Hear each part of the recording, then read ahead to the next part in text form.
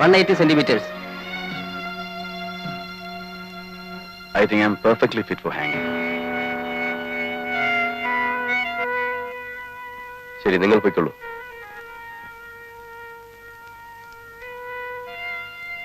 അവസാനമായി എന്തെങ്കിലും ആഗ്രഹം ഉണ്ടെങ്കിൽ പറഞ്ഞോളൂ.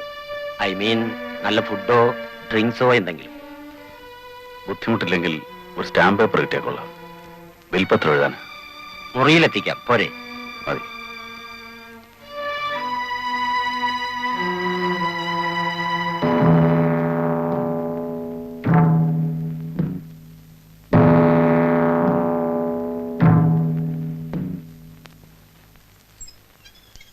സർ, രവിവർമ്മ മുറിയിൽ ബോധം കെട്ടു. എപ്പോ? Just now. ഞാൻ നോക്കിയിട്ടാണ് വരുന്നത്. എന്ത് സംഭവിച്ചതാ? I doubt a cerebral haemorrhage. My God. Left side paralyse ചെയ്തെന്ന് തോന്നുന്നു. എനിവേ, ഇവിടെ ഒന്നും ചെയ്യാൻ നിവൃത്തിയില്ല. മെഡിക്കൽ കോളേജിൽ തന്നെ കൊണ്ടുപോകണം. Then quick.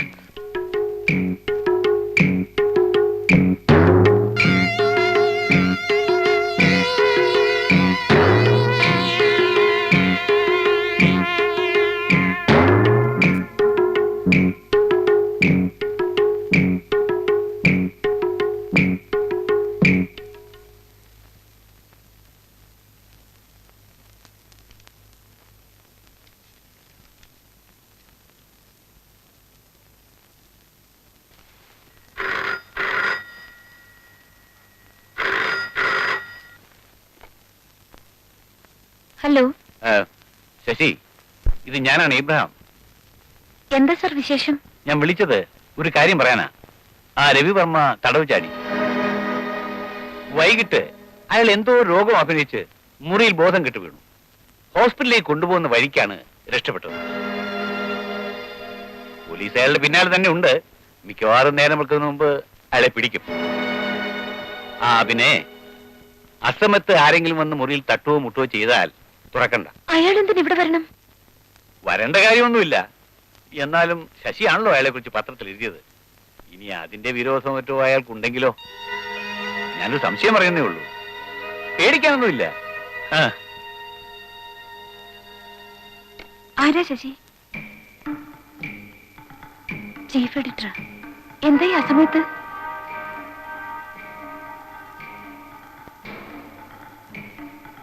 എന്താ ശശി, എന്തു പറ്റി? രവിവർമ്മ തടവ് ചാടി. എപ്പോൾ? ഇന്ന് രാത്രി. നാളെ വെളുപ്പിനില്ലേ രവിയെ? ആരെങ്കിലും വന്ന് വിളിച്ചാൽ വാതിൽ തുറക്കണ്ടെന്ന് പറഞ്ഞു. ഇവിടെ അങ്ങ് ആരും വരില്ല. നീ കിടന്നുറങ്ങാൻ നോക്ക്.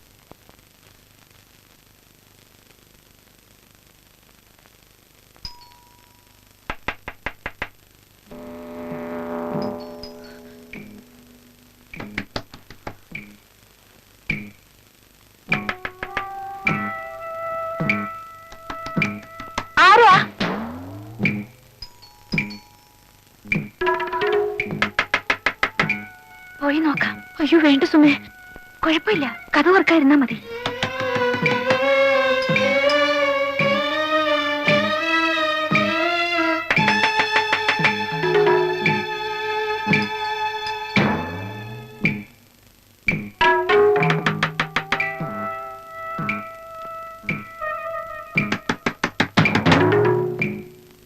ആരാണെന്ന് ചോദിച്ചത്?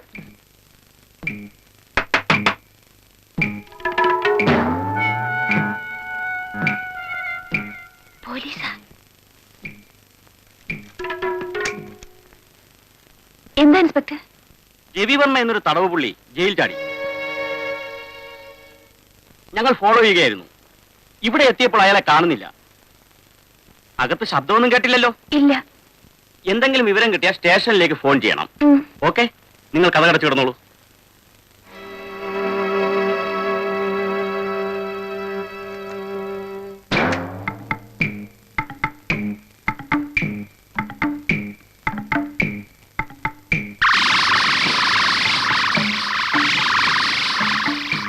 സുമേ,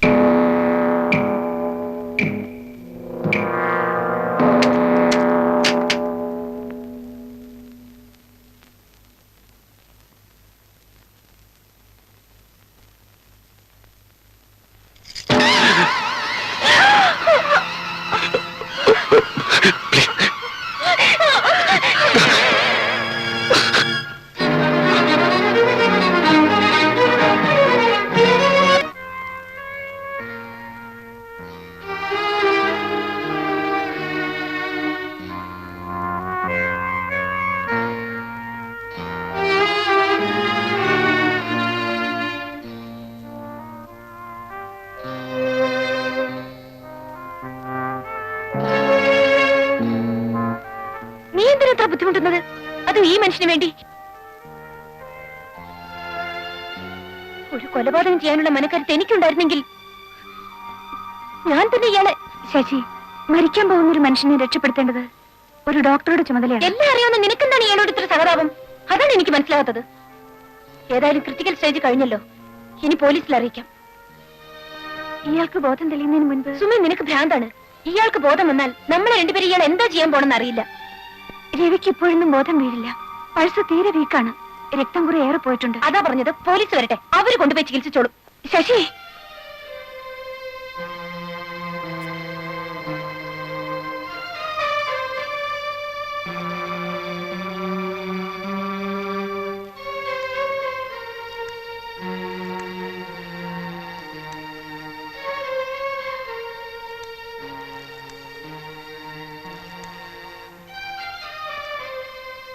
ഹലോ, പോലീസ് സ്റ്റേഷൻ.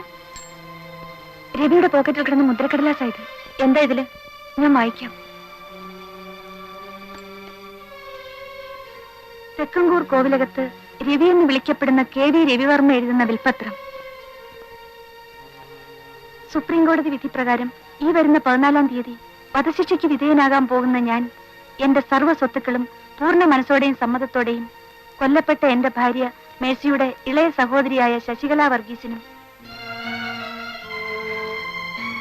സഹോദരനും മൈനറുമായ ജോയ് വർഗീസിനും ഇതിനാൽ നൽകിക്കൊള്ളുന്നു. സ്വത്തുക്കളെ സംബന്ധിക്കുന്ന വിവരങ്ങൾ താഴെ ചേർത്തിരിക്കുന്നു. രവിവർമ്മ.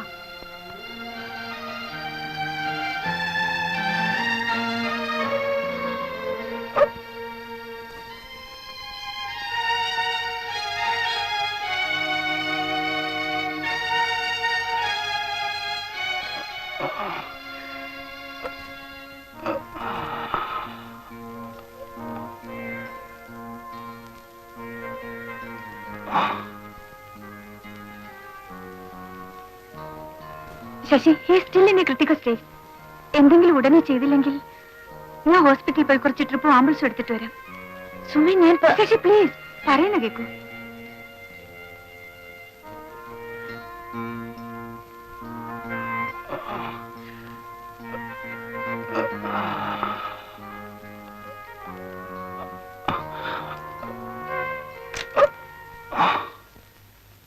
ശശി ഇവിടെ ജോയിൻ ചെയ്തതിനു ശേഷം ഇതുവരെ ലീവ് ഒന്നും എടുത്തിട്ടില്ലെന്ന് എനിക്കറിയാം. പക്ഷേ ഇങ്ങനെ ഒരു അവസരം ഉണ്ടായപ്പോ അത് നഷ്ടപ്പെടുത്തുന്നത് ശരിയാണോ? രവിവർമ്മയുടെ എസ്കേപ്പിനെ കുറിച്ചുള്ള വാർത്തകളോ കിംവദന്തികളോ ഒക്കെ എഴുതി ഉണ്ടാക്കാൻ ഞാൻ ശശിയാണ് കണ്ടത്. തനിക്കാകുമ്പോ ആ സബ്ജക്റ്റിനെ കുറിച്ച് ടച്ചും ഉണ്ടല്ലോ. എന്തെങ്കിലുമൊക്കെ എഴുതി ഉണ്ടാക്കി തനിക്ക് ഷൈൻ ചെയ്യാൻ പറ്റുന്ന അവസരമാണ്, മറക്കണ്ട.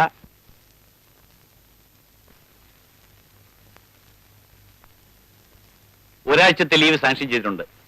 Thank you sir. അത് കഴിയുമ്പോൾ നേരെ പോന്നേക്കണം. എക്സ്റ്റൻഷൻ ഒന്നും ചോദിച്ചു വരരുത്.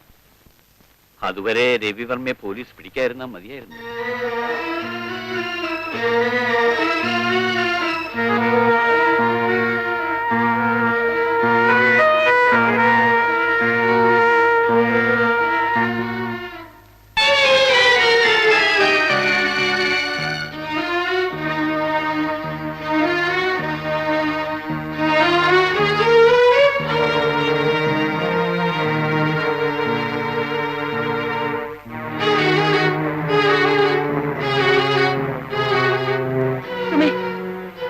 ഓഫീസിൽ നിന്ന് ആരെങ്കിലും ഒക്കെ അന്വേഷിച്ച് വരുമെന്ന് എന്റെ പേടി. പുറത്താരെങ്കിലും അറിഞ്ഞാൽ നമ്മളായിരിക്കും ആദ്യം ജയിലിൽ പോകുന്നത്. സുമേ, ഞാൻ പറയുന്നൊന്ന് കേൾക്കൂ. ഇനിയെങ്കിലും പോലീസിൽ അറിയിക്കാം. അവര് കൊണ്ടുപോയി ചികിത്സിച്ചോളും. ശരിയാണ്, അവര് ചികിത്സിച്ച് രക്ഷപ്പെടുത്തും. എന്നിട്ട് എന്തിനാ തൂക്കിക്കൊല്ലാൻ? നിനക്കെന്താ ഇയാള് രക്ഷപ്പെടുന്ന ഇത്ര വാശി? എനിക്കറിയാം, നീ ആ വിൽപത്രം കണ്ട് വീണുപോയി കാണും. എനിക്ക് അയാളെ പണം സ്വത്തൊന്നും വേണ്ട. നീ എന്തൊക്കെ പറഞ്ഞാലും ഇയാളെ രക്ഷപ്പെടുത്താൻ ഞാൻ കൂട്ടി നിൽക്കില്ല. He deserves death. ഒരു പക്ഷേ രവി നിരപരാധിയാണെങ്കിലോ? അതോർത്ത് ജീവിതം മുഴുവൻ നമുക്ക് പശ്ചാത്തപിക്കേണ്ടി വരില്ലേ ചേച്ചി?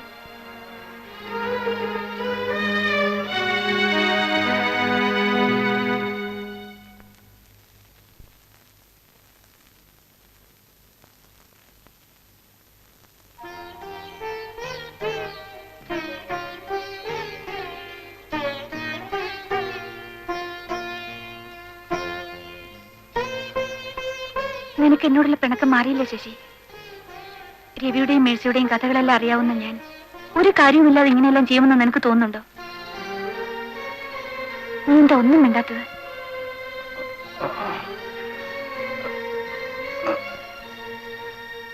രവിക്ക് ബോധം തെളിഞ്ഞെന്ന് തോന്നുന്നു.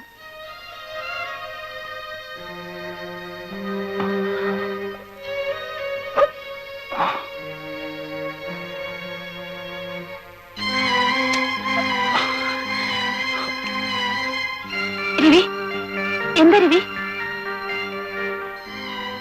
രവി, രവി,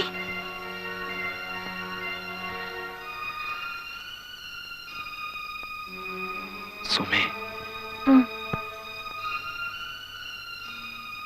ഇതെവിടെ? ആശുപത്രിയാണോ? അല്ല, എന്റെ വീടാണ്. ഞാൻ ഇവിടാണോ? എന്റെ കയ്യിൽ മുദ്രക്കടലാസ് ഉണ്ടായിരുന്നല്ലോ. കിട്ടി, ഞാനിവിടെ എടുത്തു വെച്ചിട്ടുണ്ട്. എന്റെ കൈയും കാലും ആകെ വേദനിക്കുന്നു. ഈ കെട്ടൊന്ന് അഴിച്ചു വിടാമോ? ഇല്ല.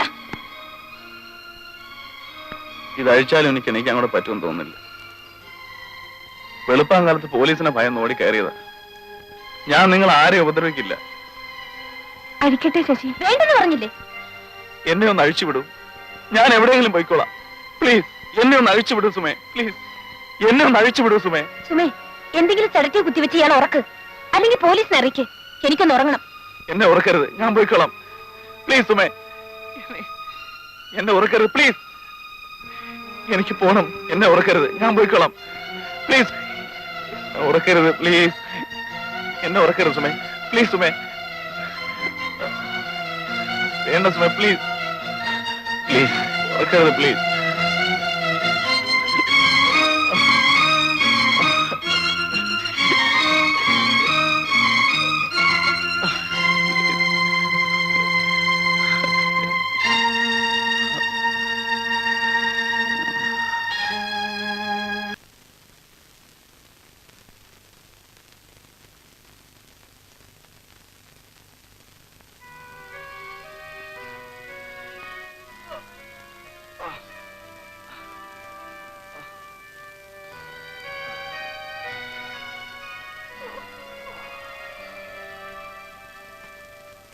സുമേ,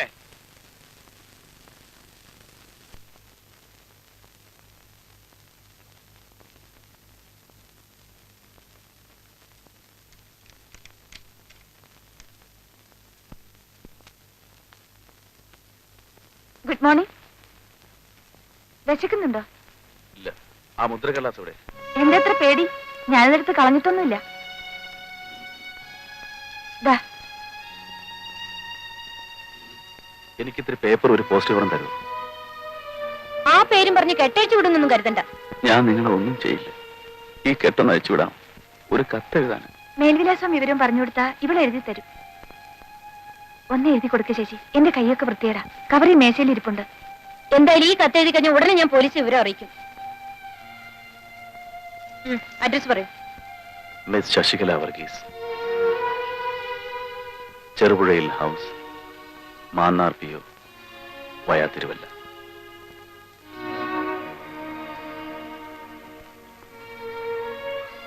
പ്രിയപ്പെട്ട അനുജത്തിക്ക്, ഈ കത്ത് പകുതിക്ക് വെച്ച് കീറിക്കളയാതെ മുഴുവനും വായിക്കണം. എന്റെ എല്ലാ സ്വത്തുക്കളും നിന്റെയും ജോയ്മോന്റെയും പേർക്ക് എഴുതി വെച്ചിട്ടുള്ള ഇഷ്ടദാനാധാരവും ഇതിനോടൊപ്പം ഉണ്ട്. എനിക്ക് സ്വന്തമെന്ന് പറയാൻ നിങ്ങളൊക്കെയുള്ളൂ. ഒരിക്കലും നിങ്ങൾ ആരെയും ഞാൻ നേരിൽ കണ്ടിട്ടില്ല. എന്നാലും എല്ലാരെ കുറിച്ചും മേഴ്സി എന്നോട് എന്നും പറയുമായിരുന്നു.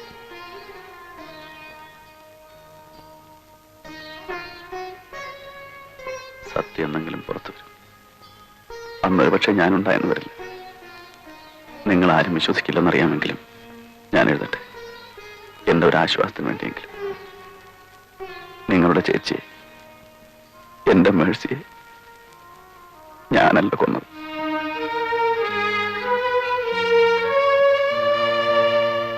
അവൾ എന്ത് തെറ്റ് ചെയ്താലും എനിക്ക് അവളെ കൊല്ലാൻ കഴിയുമായിരുന്നില്ല. ഈ ജീവിതത്തിൽ ഞാൻ ആരെങ്കിലും സ്നേഹിച്ചിട്ടുണ്ടെങ്കിൽ അതെന്റെ മേഴ്സിയായിരുന്നു. എനിക്ക് അവൾ ജീവനായിരുന്നു. അവൾ എന്റെ ഭാര്യയായിരുന്നു, എന്റെ മോളായിരുന്നു, എന്റെ അമ്മയായിരുന്നു. നിങ്ങൾ പറയുന്ന ഒന്നും ഞാൻ വിശ്വസിക്കില്ല. നിങ്ങൾ പറയില്ല, എല്ലാം പച്ചക്കള്ളമാണ്. എന്റെ നിങ്ങളങ്ങനെ എളുപ്പത്തിൽ രക്ഷപ്പെടാമെന്നും കരുതണ്ട.